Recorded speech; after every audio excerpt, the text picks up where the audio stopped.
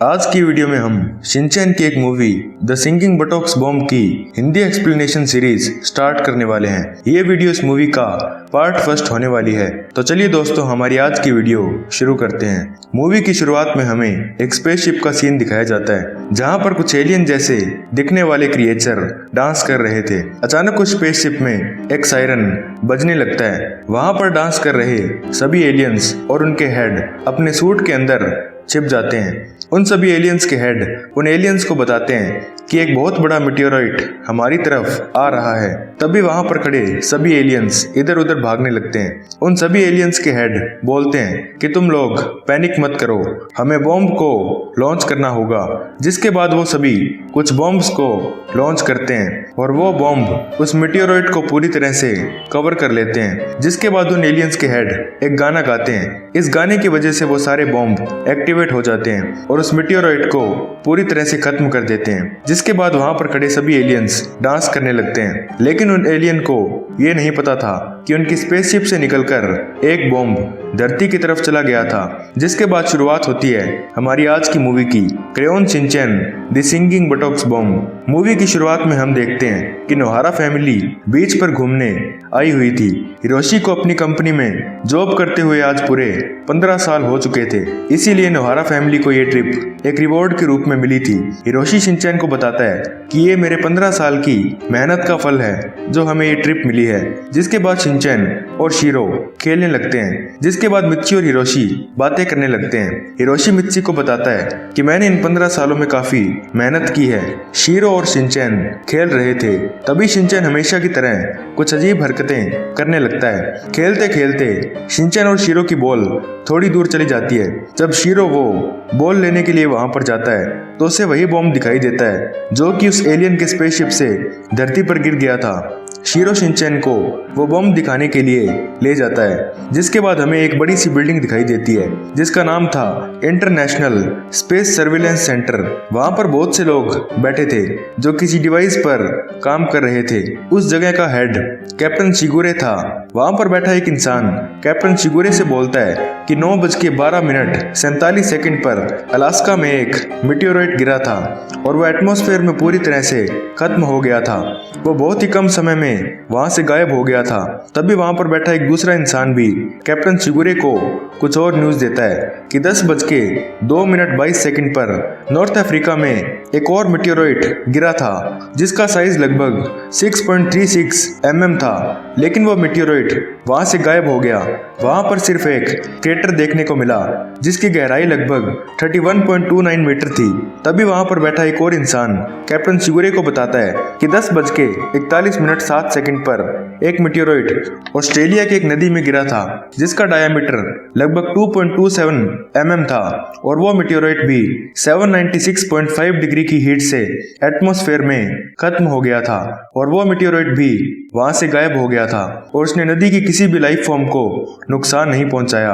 तभी वहां पर बैठा एक और इंसान कैप्टन शिगुरे को बताता है कि 8:38:02 पर एक मेटेओराइट जो कि हमें लगा था कि एटमॉस्फेयर में खत्म हो गया था, वो ओकिनावा में अपने ओरिजिनल साइज में गिरा है। कैप्टन शिगुरे उन सभी को ऑर्डर देते हैं कि अभी उस मेटेओराइट की एनर्जी को एनालाइज करो। वो सभी लोग उसी बॉम्ब के बारे में बात कर रहे थे जो एलियन की शिप से धरती पर गिरा था। शिनचैन और शीरो अभी भी उस बॉम्ब के पास खड़े थे। शिनचैन कहता है कि ये तो एक फ्लाइंग डिस्क है। दूसरी तरफ कैप्टन शिगुरे के लोग उस बॉम्ब की एनर्जी को एनालाइज कर रहे थे। वो लोग कहते हैं कि ये मेटेओराइट काफी पावरफुल है, इसकी एनर्जी लाइटनिंग से 130 मिलियन टाइम्स ज्यादा स्ट्रॉन्ग है। लेकिन ये कैलकुलेशन लगातार बढ़ती जा रही थी और ये एनर्जी अब बढ़कर लाइटनिंग से 142 मिलियन टाइम ज्यादा हो गई थी। वो सभी लोग काफी परेशान हो जाते हैं क्योंकि उस मेटेओराइट यानी बॉम्ब की एनर्जी बहुत ज्यादा थी।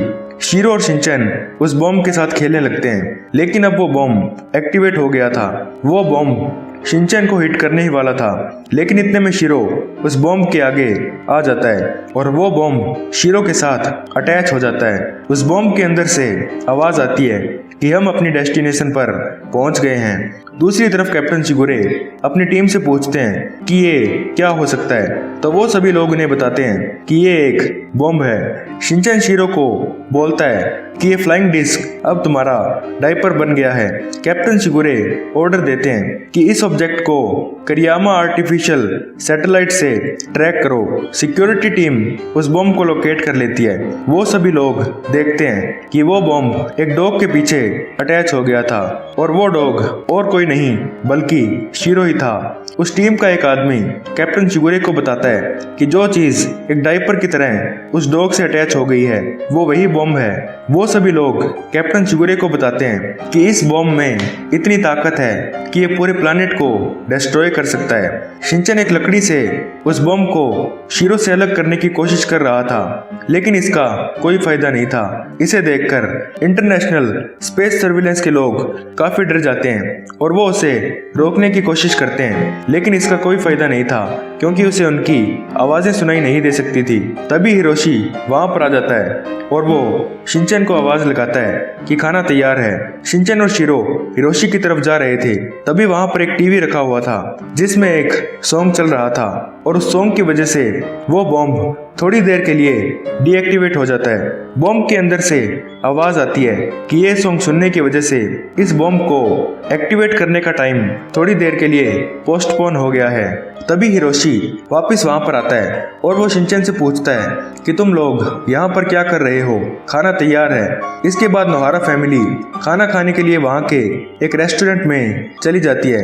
मित्सी शिनचैन से पूछती है कि मैं काफी देर से देख रही हूँ कि शीरो के पीछे ये क्या चीज है जो उसके साथ अटैच हो गई है। शिनचैन उन्हें बताता है कि ये एक फ्लाइंग डिस्क है। हिरोशी कहता है कि मुझे नहीं लगता कि शीरो को ये पसंद आ रहा होगा। मित्सी शिनचैन को ये हटाने के लिए कहती है। शिनचैन उसे हटाने की काफी कोशिश करता है लेकिन वह नहीं हट रहा था। हिरोशी भी वो हटाने की कोशिश करता है लेकिन अब इसका कोई फायदा नहीं था। हिरोशी कहता है कि जब हम घर पहुंच जाएंगे तो मैं इसे हटाने की कोशिश करूंगा। स्पेस सर्विलेंस के लोगों ने नोहारा फैमिली के बारे में सारी डिटेल्स निकाल ली थी। कैप्टन शिगुरे उन सब की डिटेल्स को नोट कर लेते हैं। कैप्टन शिगुरे अपने लोगों को ऑर्डर देते हैं कि कल 12 बजे हम इस बॉम्ब को एटमॉस्फेयर से बाहर भेजकर एक्टिवेट कर देंगे। नोहारा फैमिली रात को होटल से बाहर घूमने के लिए निकले थे। वो सभी काफी खुश थे, जिसके बाद वो सभी गाना गाना शुरू करते हैं। अगले ही दिन नोहारा फैमिली एयरपोर्ट पर पहुंच जाती है। वो सभी वहां से शॉपिंग कर रहे थे। स्पेस सर्विलेंस के लोग भी वहां पर पहुंच जाते हैं। वो सभी बातें कर रहे थे कि जब ये लोग अपने डॉग को चेक इन करेंगे तो हम अपना ऑपरेशन शुरू कर देंगे। जिसके बाद हिरोशी मित्सी को बोलता है कि मैं अपने लगेज को चेक इन करवा कर आता हूँ। स्पेस सर्विलेंस के लोग अपना ऑपरेशन शुरू करने ही वाले थे, लेकिन वो देखते हैं कि शिनचैन ने शीरो को अपने बैग में डाल रखा था। स्पेस सर्विलेंस के लोग बोलते हैं कि ये लोग अपने डॉग को चेक इन क्यों नहीं कर रहे।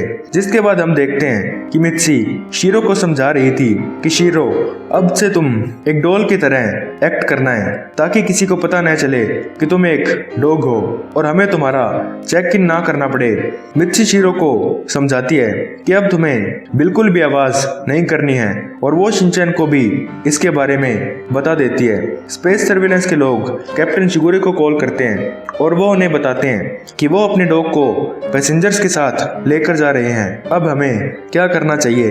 कैप्टन शिगुरे अपने लोगों को ऑर्डर देते हैं कि अब तुम्हें उन लोगों को फॉलो करना है जब तक वो अपनी डेस्टिनेशन तक ना पहुंच जाएं। हिरोशी कहता है कि बोर्डिंग का समय हो गया है, मैं पहले वॉशरूम जाकर आता हूँ। मित्सी शिनचैन को भी वॉशरूम जाने के लिए कहती है। तभी वहाँ पर 2 लड़कियाँ आती है और वो शिनचैन को उठा लेती है। वो शिनचैन को कहती है कि तुम्हें इधर उधर नहीं भागना चाहिए। तभी वहाँ पर खड़ी एक और लड़की शिनचैन के बैग में से शीरो को निकाल लेती है। स्पेस सर्विलेंस के लोग ये सब होते हुए देख रहे थे। वो कहते हैं कि वो लड़की उस बॉम्ब को लेकर भाग रही है। वो लड़की कौन है, हमें उसे फॉलो करना चाहिए। तभी वो दूसरी लड़की भी शिनचैन को वहां पर छोड़कर वहां से भागने लगती है। स्पेस सर्विलेंस के लोग उन लड़कियों को पकड़ लेते हैं और शीरो को उनसे ले लेते हैं। उन लड़कियों और स्पेस सर्विलेंस के लोगों के बीच काफी देर तक शीरो के लिए फाइटिंग चलती है, लेकिन इसी लड़ाई के बीच शीरो वापस शिनचैन के ही बैग में आ जाता है। स्पेस सर्विलेंस के लोग कैप्टन शिगुरे को इन्फॉर्म करते हैं कि अभी किसी ने उस बॉम्ब को चुराने की कोशिश की है। कैप्टन शिगुरे कहते हैं कि शायद हमारी इंफॉर्मेशन लीक हो गई है, जिसके बाद कैप्टन शिगुरे अपने लोगों को ऑर्डर देते हैं कि हमें इसे इन्वेस्टिगेट करना चाहिए कि ये इन्फॉर्मेशन लीक कैसे हुई। जिसके बाद हमें एक काफी बड़ा घर दिखाई देता है जहाँ पर एक लड़की बैठी थी और वो दो अजीब से दिखने वाले लोगों को ऑर्डर दे रही थी।